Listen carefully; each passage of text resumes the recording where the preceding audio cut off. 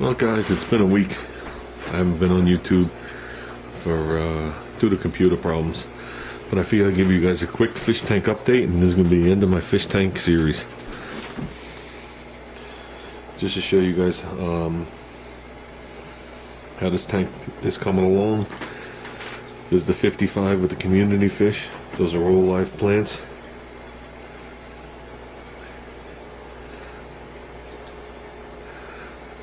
Got angels, we got everything in here. Okay.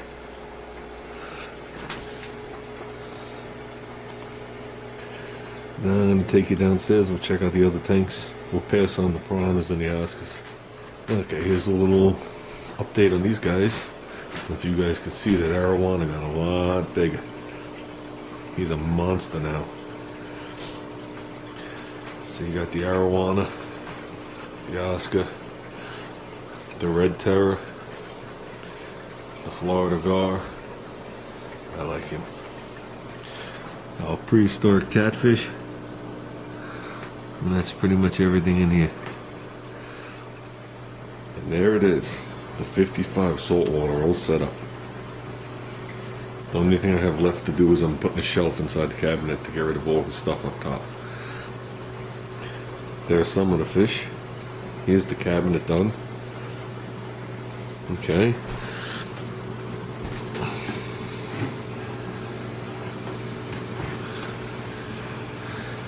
Here's what we got going on.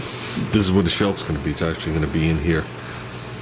And then we got some low lighting in here, but this is what we wound up doing.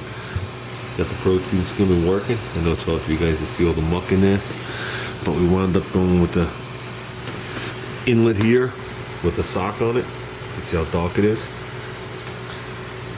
Went through the bubble traps. He actually just added water. He's a hair bit high, but he's still underneath, so we're good. But you can see the amount of bubbles, and then they stop. You come in here. Okay, we wound up with the area. We wound up putting sand in there. I just kept it away from this edge here. There's 30 pounds of rock, crushed rock in there, live rock. Got the heater in there. Got the temperature gauge, which we have sitting up here, up there. Then when you come down there, you got the pump. So he's got everything hooked, all his timers and all the stuff. The only thing I have to do is I got to switch that outlet in the back wall. We didn't like the way the outlet looked, so we have it hooked to an extension cord. So we wound up raising the tank up like we said, so we got an air gap underneath. I wound up finding a pan that fits in the back. So everything's working out good here. The last guy with the smaller tank had these, if you remember, about 1/4 of an inch thinner, and he was running the pump back in at 3/4. With me opening these up, I got the pump full. So that's a big increase in flow going to the top.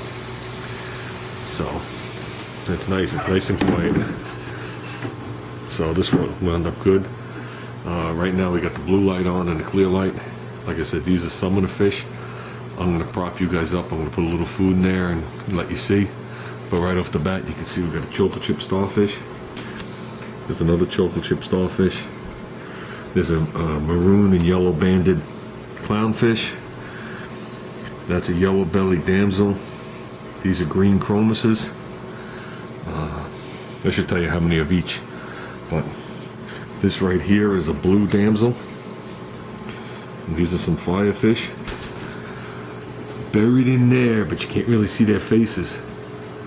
We have 2 pink striped gobies. Most of the fish we have 2 of, except for the clown.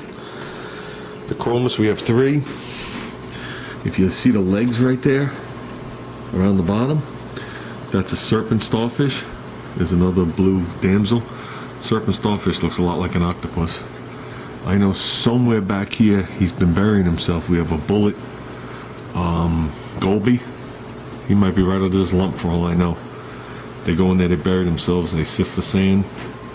The tank is fully cycled. It's been cycled for a couple of weeks. But you can see the old rock versus the newer rock. The growth on it. And it's hard to see with the light. The coralline algae and all the different algae growing. The fuzzy guy right in the center there is one of our snails.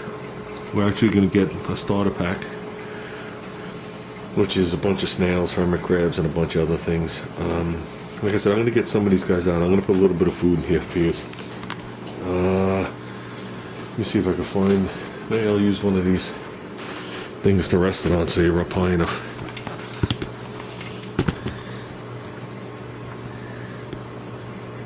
Yeah, it's not quite high enough.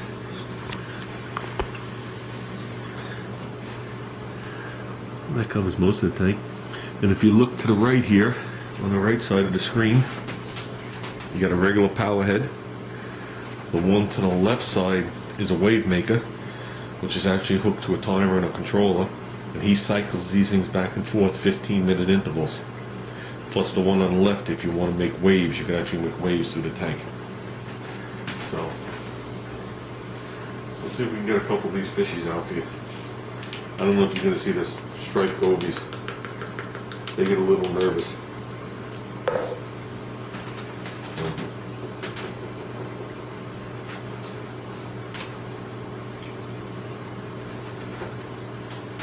Let's see if a couple of them come out.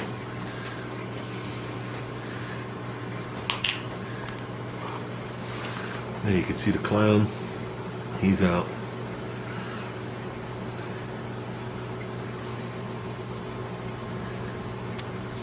Yeah, right now there's only a couple of fish out. I think there's a dozen fish in the tank at this point. But it's later in the evening. Believe it or not, these fish go in their little homes and go to sleep. And if you look right at the bottom of that rock, he's very skittish because he sees me with the camera. See his head? I'm not having a hard time focusing. There he is. Him and there's a guy right behind him. Those are pink striped gobies. See, I scared him and he went back in. But when they come out for a while. If you look, you can see the purple. Whoops, like right there, the starting of the coralline algae. There he is with his head. And like I said, for some reason, only one firefish is out right now. So, but Junior did this setup pretty much without my help. Basically, all I did was help him carry everything in, and I set up the refugium on the bottom, which is actually incomplete. We got to put a light on it, but we will when I slide it out to do that outlet, which will be this weekend. Like I said, we got some of the guys out. I know he already fed them, so they're not that excited. Oh, if you look right in the corner back there, whoop, he just disappeared, was the goby.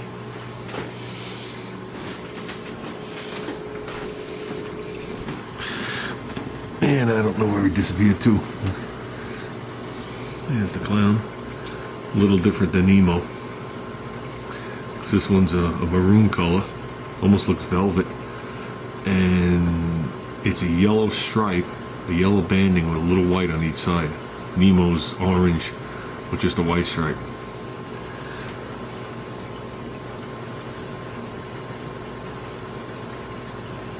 So, there's a starfish. Definitely want to get more starfish, but some of them are very complicated. They're like, you know, you have to go down there and feed them with a syringe, and I'm not into that. There's another blue damsel. In a couple of months, I'll do another video on the tank, and most of these white rocks they should look like the upper rocks. So, we wound up with a total of, I think it was 130 pounds of rock in this tank, which is more than enough, because I know I was asked how much the tank weighs. So, we wound up using approximately 50-60 pounds of sand. We used a fraction of what the guy gave us. We got about 130 pounds of rock at this point. We stepped up from the 10-gallon refugium to a 20-gallon refugium, and what I'm finding online is that's good for 125 to 225 gallons of tank. So we're good there. This is only 55. You can see one of the other snails up top.